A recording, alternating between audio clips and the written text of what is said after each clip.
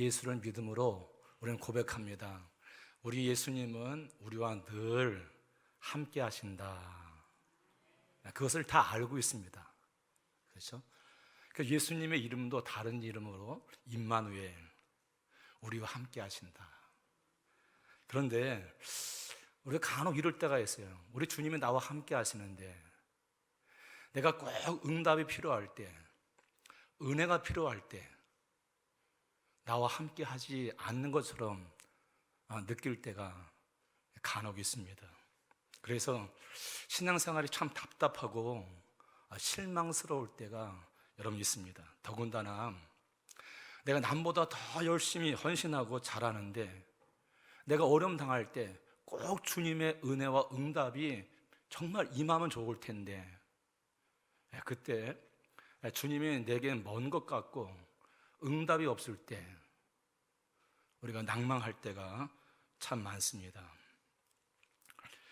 여러분, 정말 우리 주님은 나와 함께 하시면서 내가 필요할 때 은혜 주시고 더 필요할 때 응답 주시는 그런 하나님이신가?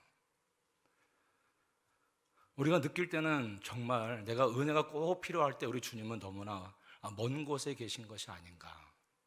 그래서 때로는 신앙생활을 열심히 하면서도 좌절할 때가 참 많이 있습니다. 우리 주님이 베드로에게 그물을 던지라 할 때 두 군데서 그물을 내리라고 얘기합니다. 누가복음 5장에서 예수님이 처음 베드로를 만났을 때 베드로가 밤이 맞도록 그물을 던졌지만 얻은 것이 없을 때 예수님이 말씀하십니다. 깊은 데 가서 그물을 내리라. 그때 베드로가 예수님 말씀을 순종해서 깊은 곳에서 그물을 내렸더니 그물이 찢어질 정도로 그래서 2배에 가득했다. 그렇게 말을 합니다. 무슨 말이냐? 베드로가 초신자일 때도 주님의 말씀에 순종했더니 고기가 많이 잡혔다는 겁니다. 그리고 요한복음 21장에 보면 이제 베드로가 예수님을 3년 동안 따르고 훈련을 받았어요. 그리고 이제 부활하신 예수님을 만났어요. 그럼에도 불구하고 디베랴 바닷가에 가서 그물을 던지는데 얻은 것이 없어요.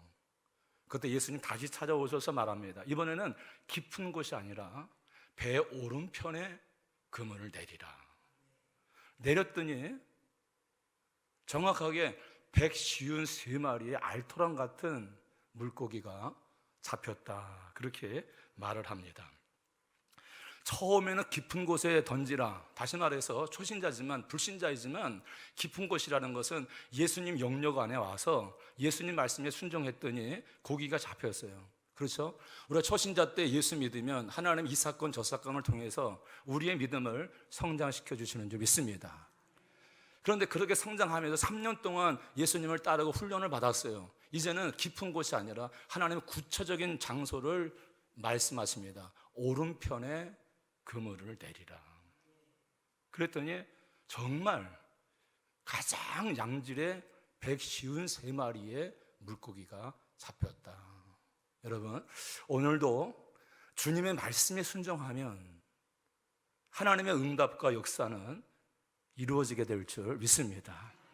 그래서 신앙의 연륜이 가면 갈수록 주님이 주인 되셔서 주님이 깊은 곳에 주님의 오른편에 그물을 던지라 하면 주인 대신 주님의 말씀에 그대로 순종하면 우리가 도저히 상상할 수 없는 그 장소에서도 하나님의 응답과 은혜의 역사는 임하게 될 줄 믿습니다.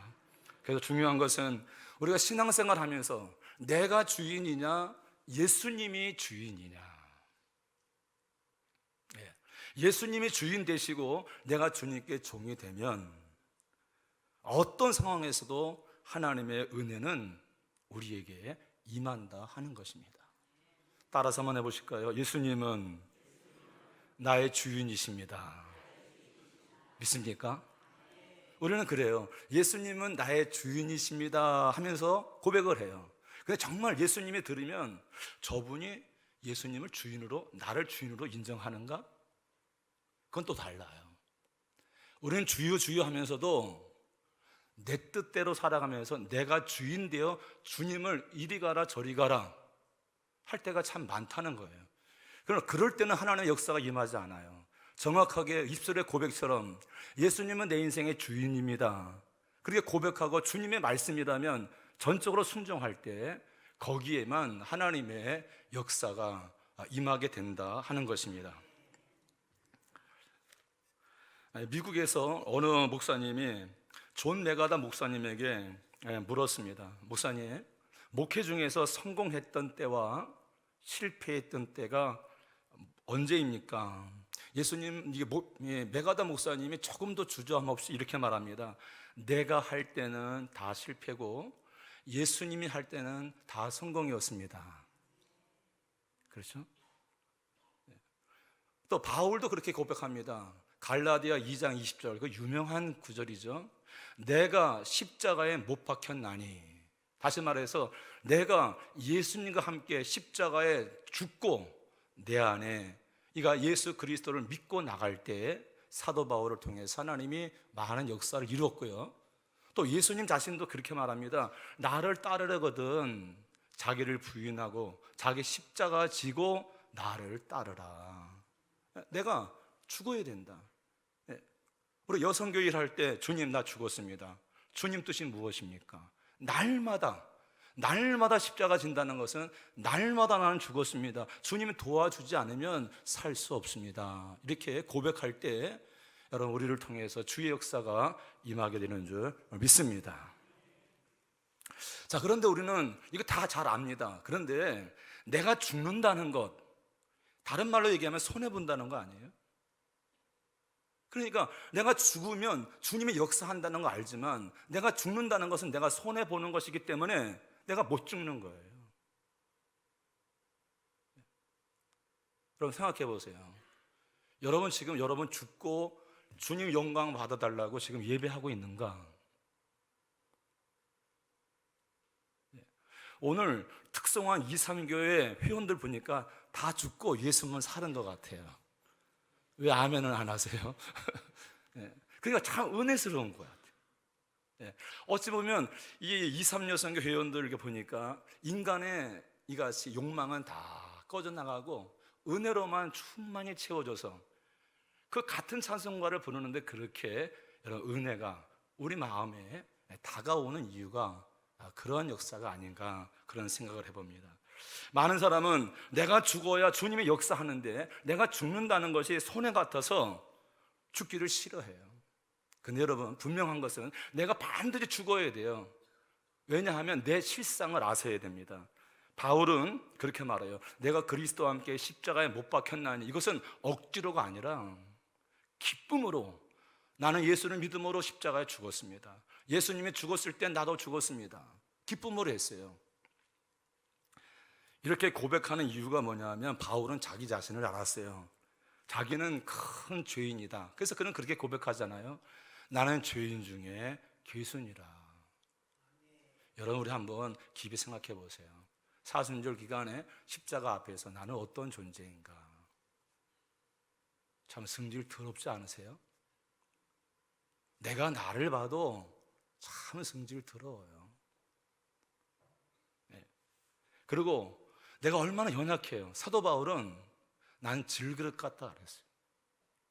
내가 목표를 세우지만, 은혜 받고 결단하지만 저 계단 내려갈 때 은혜 받은 거 다 잃어버리고 살아가는 것이 우리들 아닙니까? 내가 나를 봐도 죄인이에요. 내가 나를 봐도 정말 질그릇 같은 아무 짝도 필요 없는 그러한 존재임을 깨닫기 때문에 사도 바울은 내가 십자가에 못 박혔나니 했을 때 그 못 박혔다는 것은 기쁨으로 받아들일 수 있었던 것입니다. 우리는 죄와 인간을 구분하여서 우리 이렇게 얘기합니다. 나는 선한데 내가 부지중에 죄를 졌다. 우리 그렇게 생각해요. 나는 선한데, 나는 옳은데 내가 조금은 연약해서 죄를 졌다고 얘기해요. 근데 성경은 그렇지 않아요. 성경은 우리가 말합니다. 죄를 구별하지 않고 우리는 머리끝부터 발끝까지 온통 죄덩어리다, 그렇게 말을 합니다. 죄덩어리이기 때문에 내 지식도, 내 감정도, 내 의지도 온통 죄로 오염되어 있는 그런 쇳덩어리다. 그것이 바로 우리의 실상이라는 거예요. 그래서 여러분, 우리가 하나님의 자녀이기 때문에 나름대로 하나 열심히 예배드리고 또 열심히 헌신해서 여러분 주님께 영광을 돌리려고 우리가 무던히 노력합니다. 참 노력하는 게 희한하죠. 노력하면 할수록 일이 안 돼요. 정말 잘 믿어보려고 결단합니다. 다짐해봅니다. 열심히 하는데 결국 돌아보면은 내가 한 것이 없고 도리어 하나님께 영광을 가리우는 일들이 많기 때문에 열심히 한 사람들은 대부분이 나중에 나는 뭔가 좌절감에 빠지는 일들이 참 많습니다. 나는 최선을 다했는데, 나는 누구보다도 열심히 했는데, 그런데 안 되는 거예요. 안 되는 거로 끝나는가요? 그럼 난 뭐지? 열심히 노력하고 열심히 기도했는데 되지 않는 나를 바라보면서 우리는 그렇게 얘기합니다. 그럼 나는 앞으로 어떻게 살아가지?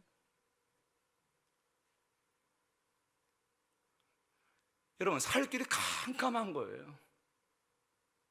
사도 바울도 그런 고백을 합니다. 내가 원하는 바 선을 행하지 않고 원치 아니하는 바 악을 행하도다. 오라, 나는 공고한 인간이로다.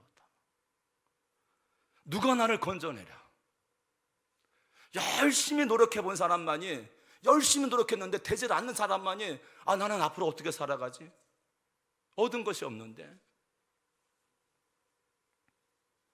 여러분, 우리가 하나님의 자녀로서 정말 십자가 은혜를 받은 자로서 정말 하나님의 영광을 돌려야 되는데 힘써 노력했어요. 그런데 도리어 하나님의 영광보다는 이루어지지 않는 모습을 바라보면서 우리는 도리어 깊은 수렁에 빠져가면서 좌절감을 느끼는 것이 우리의 모습이 아니든가요?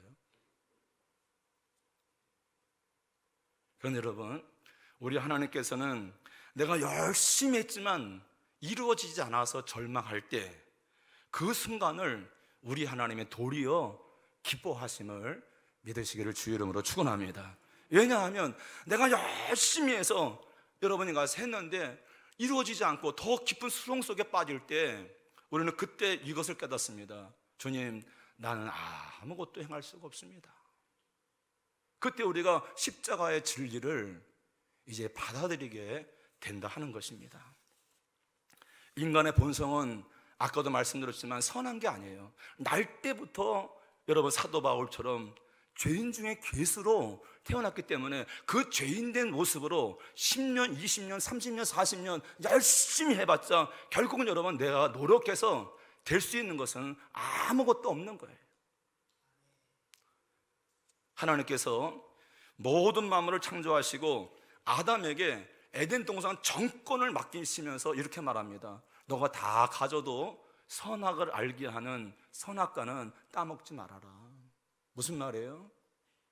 모든 것을 아담에게 주지만 모든 것을 창조하신 분은 하나님이기 때문에 하나님은 주인이고 너는 종이다. 그러니까 선악과 따먹지 말라. 선악과 따먹지 말라고 순종할 때는 하나님이 주인이고 자기가 종이라는 거예요. 그럴 때 아담은 에덴 동산의 그 놀라운 복을 다 누릴 수가 여러분 있게 되는 것입니다. 오늘도 마찬가지입니다. 우리가 주님이 주인이십니다. 나는 주님의 종입니다. 주의 말씀에 순종하면 여러분 오늘 주어진 환경 속에서 하나님의 축복을 마음껏 누리게 될 줄 믿습니다.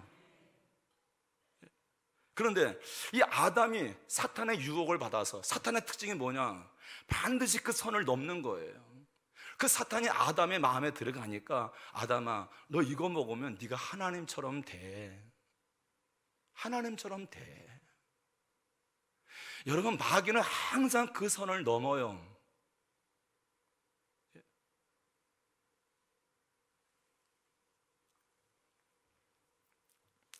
그래서 그 유혹에 넘어가서 선악과를 따먹었어요. 왜요? 이제 하나님의 주인이 아니라 내가 주인입니다. 그 순간 죄가 들어와서 죄의 종이 되고 마귀의 종이 되어서 인간은 그때부터 이런 불행이 찾아오게 되었다는 것입니다. 그래서 인간은 날 때부터 죄인이에요. 그래서 하나님이 인간을 진단합니다. 모든 사람은 죄인이다. 그 죄인에 대한 하나님의 벌은 사망이다. 그렇게 말을 해요. 그것이 인간의 모습이라 하는 것입니다. 여러분, 사망이라는 것은 이 사람 살 이유가 없어, 구제불능이야, 하나님의 진단은 그거예요. 모든 사람이 죄인이고 하나님의 여러분이 가진 처방은 넌 죽어야 돼. 그 죄인이 노력해서 선한 사람이 되는 게 아니에요. 그 가라지가 노력해서 알고게 되는 것이 아니라는 거예요. 주님의 진단은 모든 사람이 죄인이기 때문에 죽어야 돼. 죽고 다시 태어나야 돼. 할렐루야.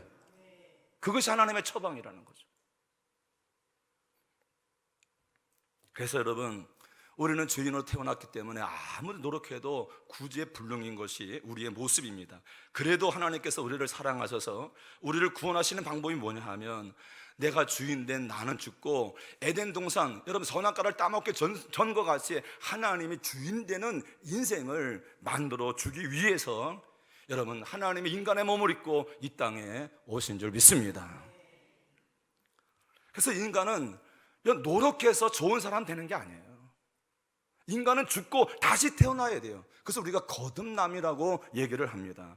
우리 4절 말씀을 한번 다 같이 읽어볼까요? 다시 한번요. 시작. 그러므로 우리가 그의 죽으심과 합하여 세례를 받음으로 그와 함께 장사되었나니 이는 아버지 영광으로 말미암아 그리스도를 죽은 자 가운데 살리신 같이 우리로 또한 새 생명 가운데 행하게 하려 하심이니라. 그래서 우리가 예수를 믿음으로 말미암아 예수님을 믿으면 예수님과 하나가 되는 거예요. 그래서 예수님이 죽었을 때 내가 주인 되었던 나, 죄인 된 나도 예수님과 함께 십자가에 죽었음을 믿으시길 간절히 소원합니다. 이게 복음이에요.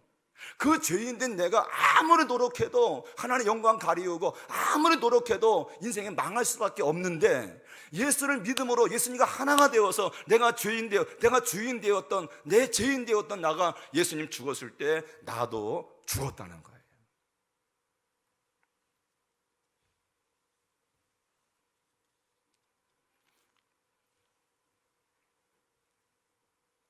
그래서 사도 바울은 내가 주인 되었던 죄인이 십자가에 죽었다, 그건 너무 기쁜 거예요. 여러분, 죽을 때 우리가 완전히 죽어야 돼요. 옆 사람 한번 이가서 인사해 봅시다. 나 죽었대. 한번 해보세요. 나 죽었대. 근데 지금 보니까 비웃는 눈치야. 안 죽었잖아. 그래도 여러분, 자꾸만 죽었대 해보세요. 저도 여러분 이 설교를 합니다. 우리 마누라가 하는 얘기가, 여보 죽었다며? 그러면요, 그 말이요 참 희한해요. 그 말, 나 죽었지. 막 승질을 내려고 하다고, 당신 죽었다며? 죽었지. 계속 죽었지 해보세요. 예수님만 나타나게 될 줄 믿습니다. 다시 한번 해보겠어요. 나 죽었디야. 예. 그렇다면 나는 죽었어요. 나는 예수님을 믿는 순간 예수님과 함께 십자가에 죽었어요. 2000년 전에 갈보리 십자가에서 예수님이 죽었을 때 내가 죽었대요. 성경에 장로님. 그러면 나는 앞으로 어떻게 살 것인가? 난 죽었는데, 안창호는 죽었는데 난 어떻게 살 것인가? 여러분, 오늘 5절 말씀을 다 같이 한번 읽어보겠습니다. 시작. 만일 우리가 그의 죽으심과 같은 모양으로 연합단체가 되었으면 또한 그의 부활하심과 같이 모양으로 연합한 자도 되리라.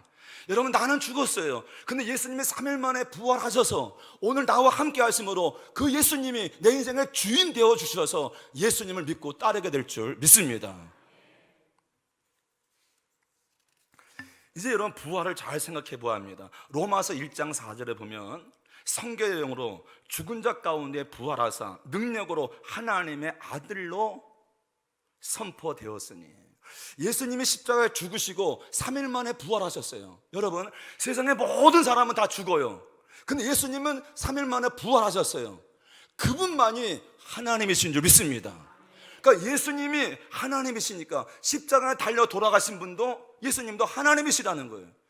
예수님이 하나님이시니까 십자가에서 흘리신 피는 여러분 하나님의 피기 때문에 2000년 전에 우리의 죄를 용서할 뿐만 아니라 지금도 영원하신 예수님의 피기 때문에 우리의 죄도 속량해 주실 줄 믿습니다.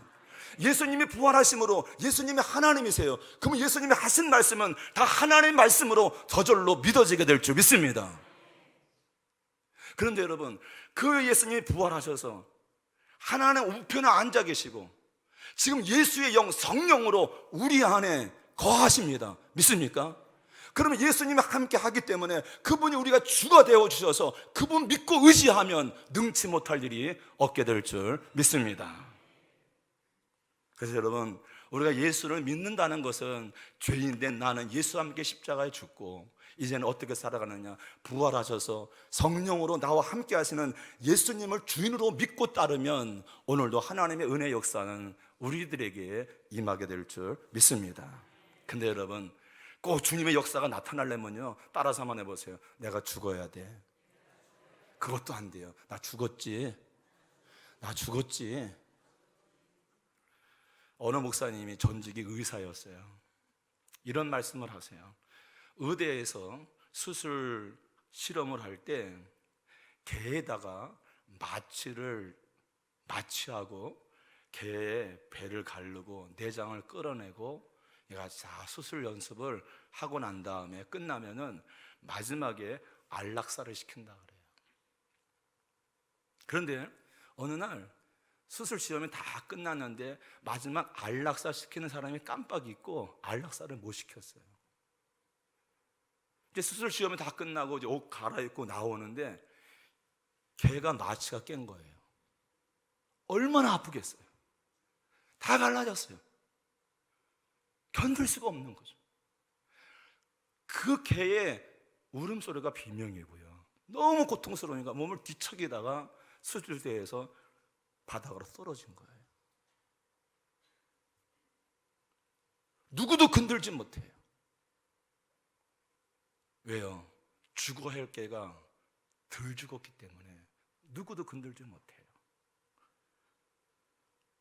여러분, 오늘 우리가 예수 믿는다고 얘기해요. 예수님이 주인이라고 고백을 해요. 근데 내가 아직 예수와 함께 죽지 못해서 하나님께 영광도 돌리지 못하고 마취에서 깨어난 개처럼 많은 사람에게 피해와 아픔을 주는 경우가 얼마나 많은지 몰라요. 그래서 그 교회 목사님은 직분자를 세우지 않는다 그래요. 아버지가 목사였어요.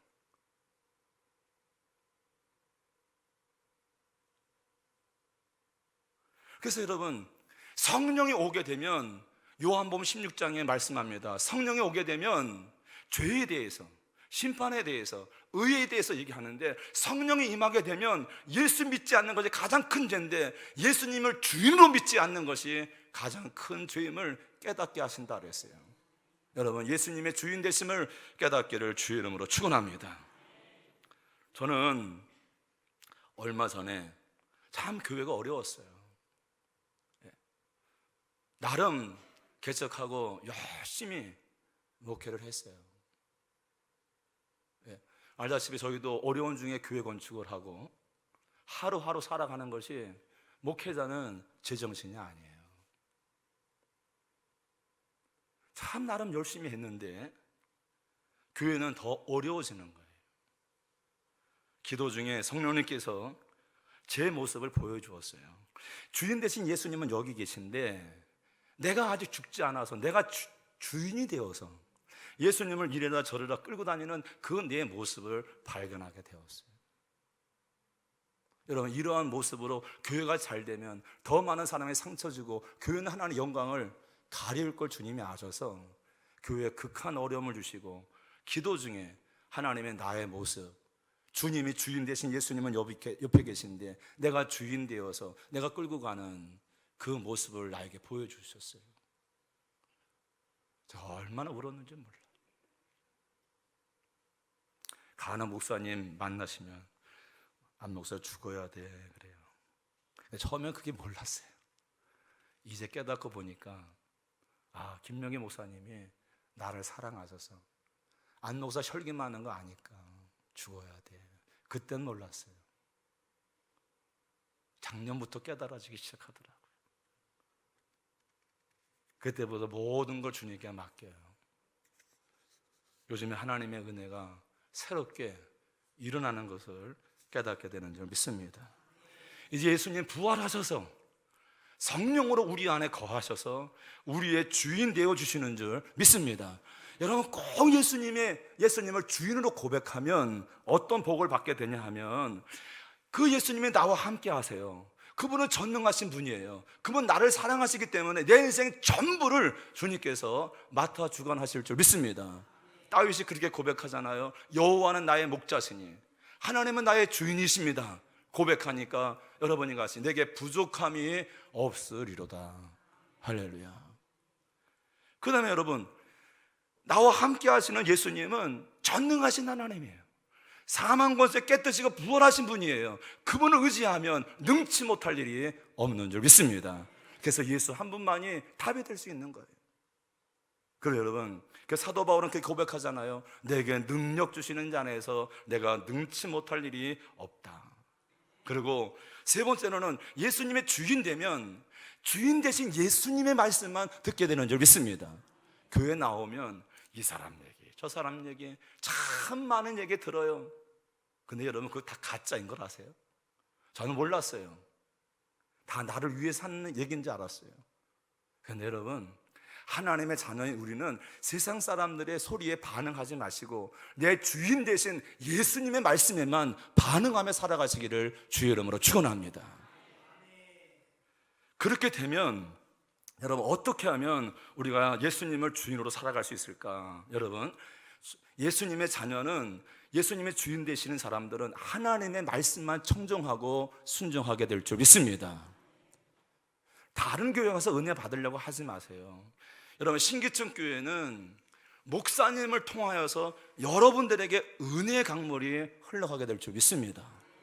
그러니까 여러분이 기도하실 때도 오늘 보니까 정말 목사님이 사회에 이런 많은 관심을 가지니까 오늘 대표 기도하시는 분도 목사님 그대로 말씀대로 기도하시더라고요.